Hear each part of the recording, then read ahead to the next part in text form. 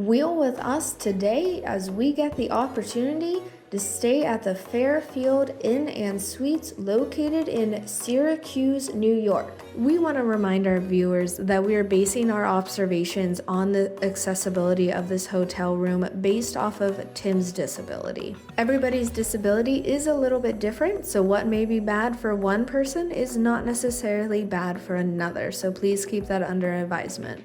I also want to remind everybody we are rating this based off of if Tim was traveling alone and I was not there. If you are traveling on the I-90 and looking for a hotel that is an easy on, easy off the highway with friendly check-in staff, this hotel is for you.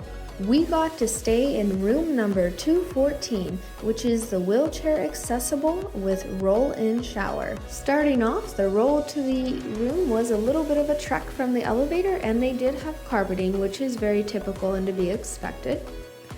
Going into the room was very typical with carpeting. There were some spots in the room that if Tim wanted to get to them, he could not get his wheelchair through.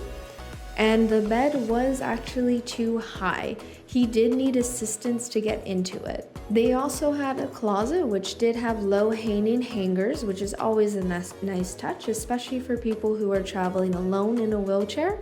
In the bathroom, the sink had the ability that Tim was able to roll right underneath it, which makes the ability to wash his hands so much easier. The toilet transfer was an easy on and off with no assistance needed.